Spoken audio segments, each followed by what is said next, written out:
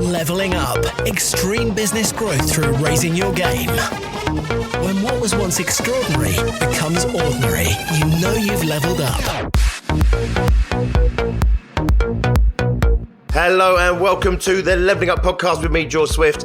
The Leveling Up Podcast is here to give you the personal development, the entrepreneurial development and the business growth that you, the ambitious business owner, desires. I'm here to give you the inspiration, the motivation, but above all else to challenge your aspirations to take you and your business to the next level. Don't forget to subscribe so you never miss an episode.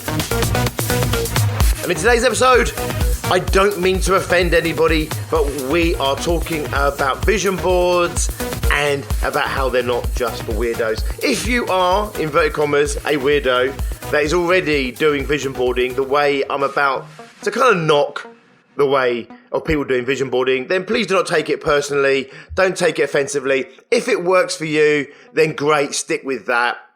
However, what I want to talk today is about vision boarding for those people who maybe tried vision boarding once, heard about vision boarding once, maybe never heard about vision boarding and don't really understand the power that it has. And I'm going to call it, well, I say the real power that a vision board has, which is about aligning the individual with their goals and keeping them inspired over the long term. So if you are a vision boarder that I am playfully, not insultingly, playfully referring to here as a weirdo, then, you know, I get it. It works for you. That's fine. However, you've got to appreciate that for many people, the way that some people do vision boarding is a little bit weird and it's far-fetched and it's hard for people to grasp and understand, and therefore people don't do it, and therefore they're missing out on the amazing opportunity that vision boarding has for them. So if you are a vision boarder and you are what I'm categorizing as a little bit, inverted commas, playfully a weirdo, I'm caveating the shit out of this, not to upset anybody, then don't take this to heart. Take this for what it really is, which is a call to action for people that would never do vision boarding the way that maybe you do or other people do vision boarding. This is a pragmatic, practical, scientifically proven way to do vision boarding that creates huge power in achieving and obtaining what it is that you're going for. With all those caveats out the way, I'm such a people pleaser, desperately trying not to upset anybody. Let's talk about how some people, I'm playfully calling these people weirdos, do vision boarding. And if you've ever come across this, this may well be one of the reasons you don't do vision boarding. So let's say you turn up to one of these vision boarding workshops, you turn up. They talk about vision boarding in the sense of, you know, the law of attraction. They talk about, you know, as if, you know, these vision boards have innate power in themselves, if that makes sense, you know, and they might call upon deities. They might call upon other powers to help empower their vision board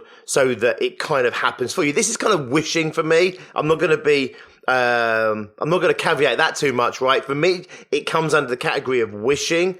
You know, this idea that somehow if I build it, they will come. If I focus on something hard enough, it will happen. If I wish it hard enough, it will happen. I mean, I don't know how many wishes you've made in your life, and I don't know how many of those wishes have come true for you, but I'm telling you now, out of all the wishes that maybe have come true for me, most of what I've achieved in life, like 99%, maybe 99.9% of everything I've achieved in life has been because I focused on it, then took action towards it, then didn't give up when it beat me around the head multiple times, and then I tenaciously never gave up on it and kept working towards it, and then I achieved it, okay?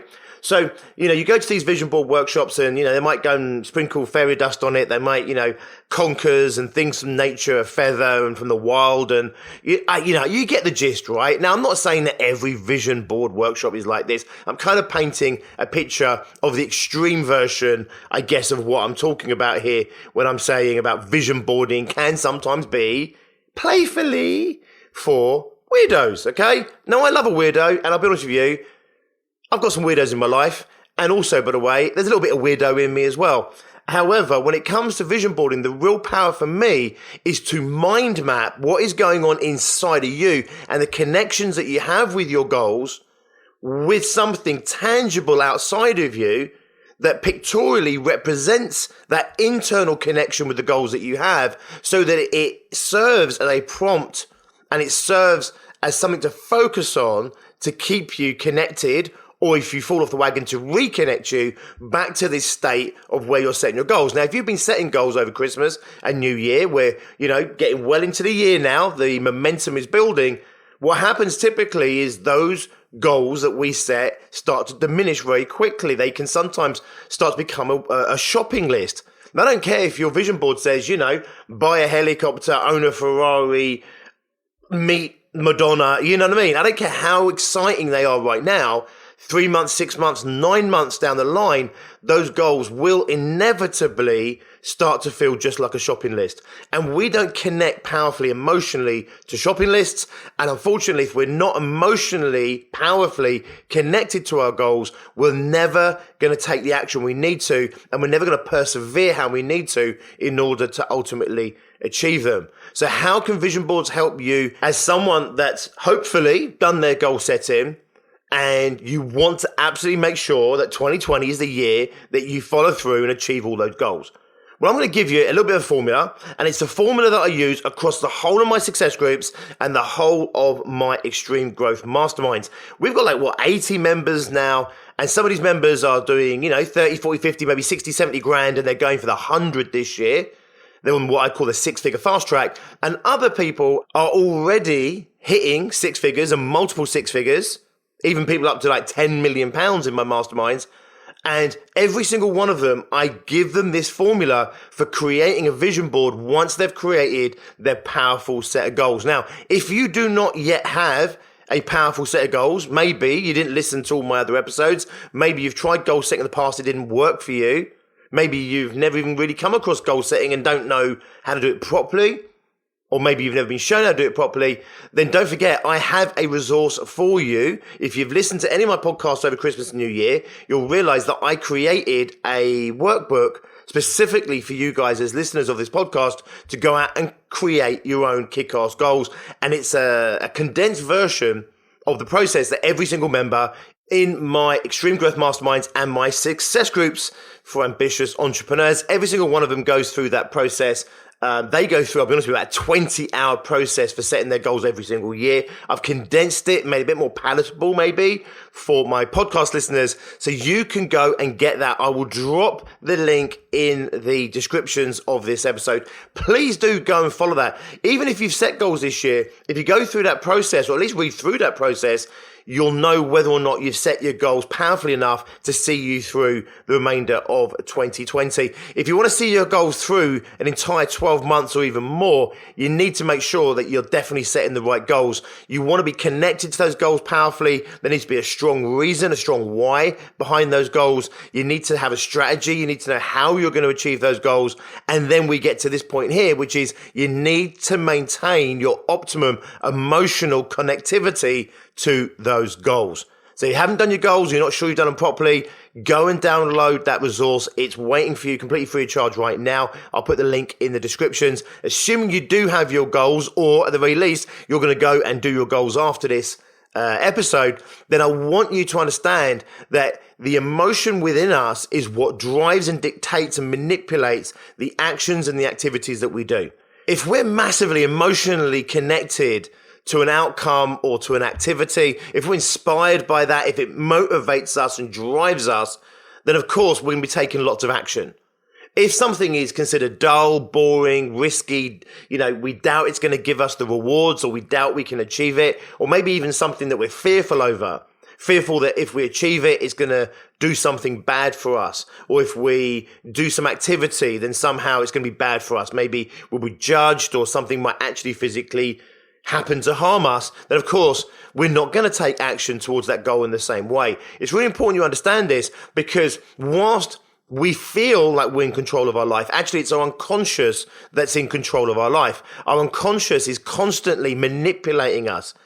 To give you the statistics, up to 99% of everything that you're thinking, feeling, and doing right now is completely unconscious. Even at our best, our most lucid and awake, and our most in control of ourselves, 95% of us is still unconsciously manipulated. In other words, we're not even aware it's happening. Until we gaze our conscious mind towards something, we can't even see that we're doing it. If you look at what your hands are doing, your feet are doing, your breathing, think about your heart rate, think about where you're looking right now. Maybe think about where your mind is wandering to. Because whilst you're listening to this, I am also aware that you're having many other thoughts about things completely non-related to what I'm talking about right now. So start to, pull that focus, that attention inside yourself and start to see how much is going on that you're not even aware of. And then as I'm starting to talk to you about that, and as you start to bring your awareness to yourself, start to ask yourself, did I bring my awareness to myself, or did something else bring my attention to myself? And then start to realize the schizophrenic nature of being a human being.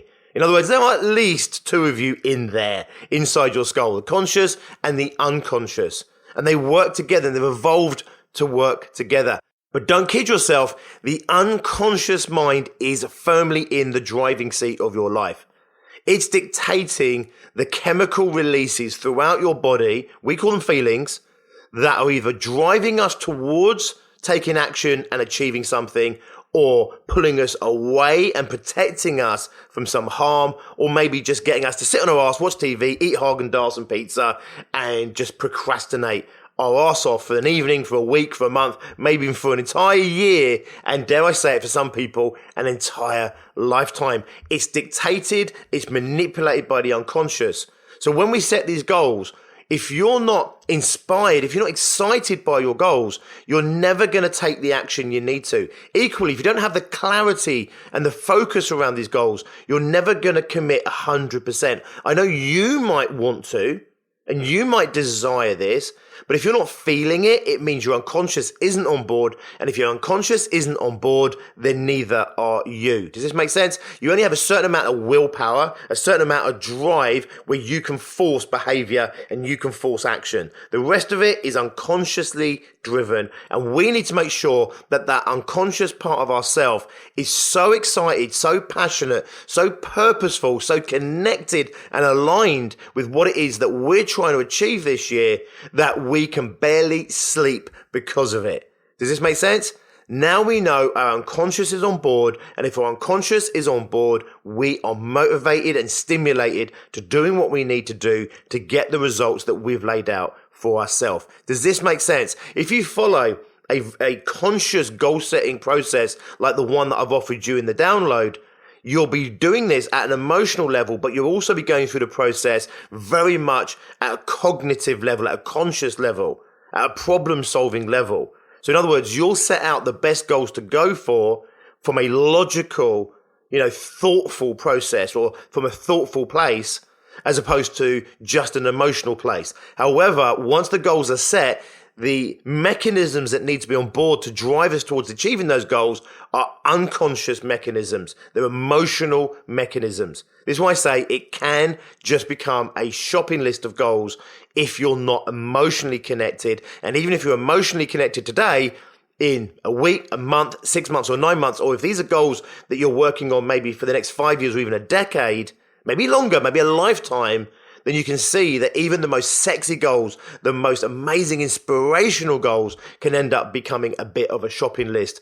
At that point, you are not motivated, you're not inspired, you will not be fully engaged in terms of your activity and your actions and behaviors towards achieving those goals. And this is where Vision Board can be so powerful. Right now, if you set your goals, you should be the most inspired you possibly can be by your goals. If you're not excited and inspired by your goals right now, then you've set the wrong goals, or you've set them wrong, or you just haven't connected the why. Why am I going to achieve that goal? The purpose of achieving this goal. So just be mindful of that. If you're not absolutely pumped to go into 2020 with these goals, then there's something missing. Does this make sense? If you go through my goal setting process, that might help you find what's in that gap. But assuming that you are motivated, you are pumped up, jacked up, that you are absolutely inspired towards these goals, you want to maintain this feeling. Because right now, you feel like anything is possible. Right now, you can almost taste these goals. They might be a challenge for you, a stretch for you, but you can really see yourself having achieved them. You're excited by the idea of achieving them. The problem is we haven't even got started on really getting going on these yet. And that feeling will wane. This is not me trying to, poo-poo your goals. This is not about me, putting you down. This is not about me being negative or anything like that. It's just a factor of life. Emotional responses in us were never meant to last that long. So in the wild, in the animal kingdom that we came from, these emotional responses were short term. It's like, I don't have enough food. There's negative pressure on me to go out and take action and maybe even take risks in order to provide food. Or this thing is really good for us. I'm excited and I'm passionate and purposeful. Go out and get it. But the things we were going out and getting or doing were very short-term focused. And for most of our evolution, we've been incredibly short-term focused, and our emotions aren't meant to last that long. In Buddhism, they have this saying, which I'm paraphrasing, which is, and so this too shall pass, okay? And the idea is no matter what emotion you're feeling, if you don't stir the pot, if you don't get involved in it, if you just sit with the emotion, it will pass through you. And as I understand, it's about 20 minutes. So emotion, the fear, the dread, the doubt, the anger, the rage, all these feelings will pass through you within about 20 minutes. Many of them pass through you in moments. I mean, you sit with it, you don't stir the pot, you don't dwell on it, you don't allow yourself to get caught up in it. You just sit with that emotion. It could be anger. And you know what? Maybe in 3, 4, 5 minutes, it starts to settle down and you forget what you were so angry about. The reason that we stay angry for so long is because it's what I call stirring the pot. In other words, we allow our brain to go off and think about all the things that made us angry, which stirs up all that chemistry again. And then we focus on the things and we talk ourselves through scenarios and we visualize stuff and we wind ourselves up, in other words, okay? We keep stirring that pot of fear. We keep stirring that pot of anger or doubt or dread or whatever it might be. What I want us to do is continually stir that pot of excitement and passion and purposefulness. Does this make sense? I want you to have long-term excitement, long-term passion and long-term motivation. And the other stuff, we want that stuff to pass through us really quickly. The doubt, the dread, the fear, the anger, the resentments, the jealousy, the envy, all those what we might call negative emotions, although just to caveat that, there are no negative emotions, but what we might deem as negative emotions, they make us feel not great and maybe take action and behave in ways that we wouldn't want for ourselves, that let ourselves down or certainly don't align us with our best self and what it is we're trying to achieve. We want that stuff to pass through us quickly, but we want to keep, the playfulness, the love, the passion, maybe the compassion, all these what I would call positive emotional responses, the ones that make us feel good and the ones that drive us to take positive actions to achieve positive outcomes and positive results. We want to keep stirring that pot. Best will intended, we set our goals, we're excited, and it will pass if we don't keep continually stirring that pot. And one of the ways we can stir that pot is by continually focusing on our goals, but more specifically, focusing on the emotion of those goals. In other words, the outcome and how we feel about that outcome and the excitement about the achievement and the excitement about the undertaking. And if we can keep those emotions going over the next, month, 6 months, year, 5 years, 10 years, 20 years, lifetime, you will be super productive, super focused. You'll have an amazing experience of life, of course. And almost as a byproduct of that, you'll achieve lots of amazing good shit along the way. Vision boards for me are really simple. They are a mind map. They are a pictorial representation of your connection to your goals. So when you're creating a vision board, I want you to think in terms of that. This isn't about just having a load of pretty pictures stuck on a piece of paper with sticky glue, right? This isn't about adding, fairy dust and feathers and whatever else, right? Pine cones, and then, wishing to the gods, the heavens, the Mother Earth, whatever it might be, that they will grant you these wishes. Doing a vision board for me is about capturing a snapshot, a photograph of your inner workings and connectivity to these goals so that you can continually reconnect with these goals over the long term.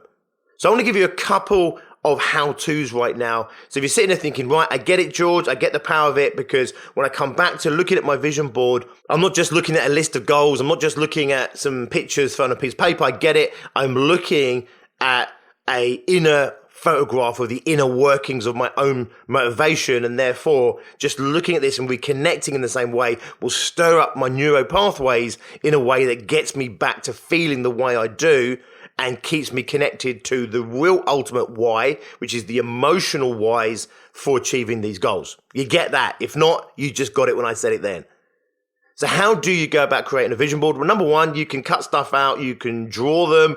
You can use your own photographs. You can go online and use pictures. You can use your iPad, your tablet, your computer. You can use Pritt stick and big sheets of paper. There's no right and wrong on how you do it. However, I want you to massively connect with the process. So the first thing is you need to get your goals, and your goals need to be super clear, super focused goals, so you know exactly what it is you're going for in 2020. The next thing is you want to pictorially represent those goals on a vision board, whether that's a digital one or whether that's an actual real physical sheet of paper you're working on. And you want to work out, how do these goals, when you look at these goals, connect with each other, and how do you connect with them? For example, let's say you've got health goals for 2020. Now, for some people, health goals might feel like the foundations of their year. It may feel like it's at the root of their being, at the root of their goals, and the root of what they're trying to achieve this year. For other people, it might feel like the core of what you're achieving this year, or the core of your goals. Makes sense that everything comes from that.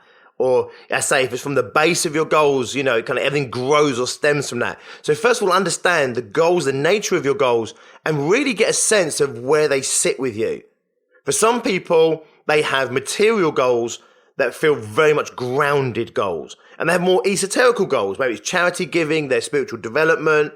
Maybe it's something else they consider to be their learning.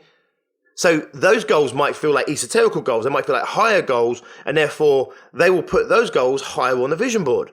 For other people, their learning and development might sit in the center of what they're trying to achieve, and therefore it might go in the center of their vision board. Does this make sense? Your financial goals. For some people, financial goals feel like, a byproduct of everything else. And for some people, their financial goals may end up on the outside of their vision boards because they see them, or they feel them, I should say, as a result of everything else that went before it. For others, financial goals are at the center or the core of what they're trying to create this year. It may also change from year to year. So if this year is the year you really want to focus on health, then don't be surprised that it feels like health is at the center of your year, at the center of your life, at the center of your goals, in which case you want to pictorially represent those health goals in the center of your vision board. If they're at the core, you put them through the core. If they're at the root or the base of this year, you put them at the bottom of your vision board. So I think of my vision board like a tree. Now, this isn't for everybody, right? But I think of it as a tree. I put what I consider to be like my root goals, and I put them in at the base of my vision board, and it fans out. Throughout the vision board, it fans out and it goes out, right? And I start to throw these pictures down, I move them around, and I start to see how they connect with each other. So for some people, they're highly connected to a financial goal. I want to achieve 100K this year, and it goes in the center of their vision board, and it's isolated on its own because that's what I'm focused on, right? For other people, they can't connect over money in the same way. They're connected to what money can buy. Holidays, maybe what they're trying to do for their family or for their children or for their community, maybe for charity. So for those people, they would have their financial goal potentially at the center of their material goals, which they are connected to. And this connects the brain to the financial goal, to all the other goals that are directly connected by money. In other words, if I don't make the money, I don't get to grow the business. If I don't get to grow the business, I don't get to do all the good shit I'm trying to do in the world. So they're connected to doing all the good shit they're trying to do in the world, but they're not connected to the money. Get the money goal right in the heart of that, and it starts to connect them that money is the focus to achieve all these other goals. Does this make sense? So we're starting to create this hybrid vision board, which is mostly a direct representation of how we feel about our goals and how we connect with our goals ourselves, whilst also using the vision board as a prompt for us to steer our focus and steer our direction of focus onto the things that maybe we naturally wouldn't do, so that we can artificially create that inspiration and that motivation to manipulate ourselves, if you like, to take the action on the activity that's going to get the goals, that's going to allow us to ultimately achieve what it is we're trying to achieve. Does this make sense? For some people, they have 4 quarters. Like one guy, really clinical guy, he had 4 quarters to his vision board. He had very distinct lines. He had his work, he had his play, he had his family, he had holidays, I think. And he just saw them very much unconnected. Now, for me, it doesn't work for me because all my goals are interconnected. That's why I like the tree idea for me. But for him, it worked really well to have these quadrants and then to have the images that represented the goals in each of these quadrants just really helped him to keep the focus on the 4 key areas of life that for him were just very much separate areas of life. Wouldn't be for me, but it was for him. No real right and wrong on this, as long as the artwork that you create, the vision that you create on this vision board inspires you and it connects you with your goals and you get excited when you see it, you get passionate when you see it, purposeful when you see it. If that's how you feel when you look at your vision board, then it's the right vision board for you.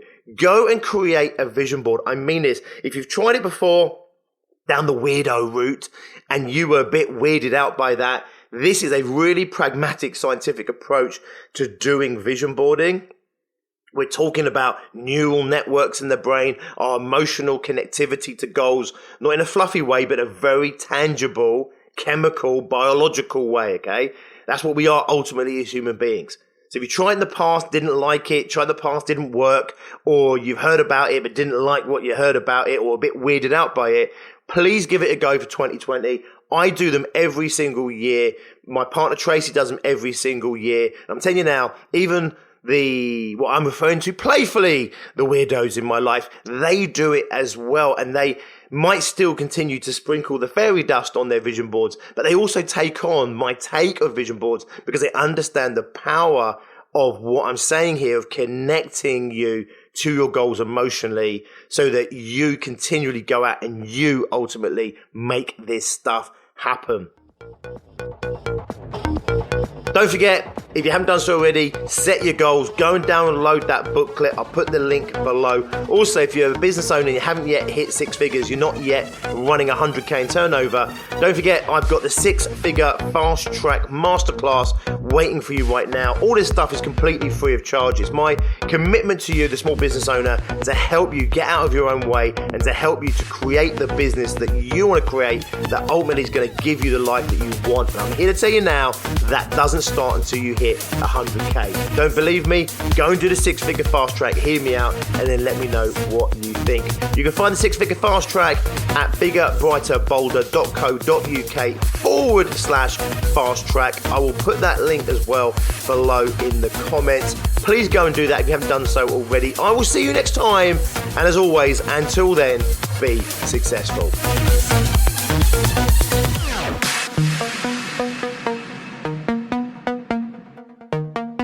Leveling up. Extreme business growth through raising your game. When what was once extraordinary becomes ordinary, you know you've leveled up.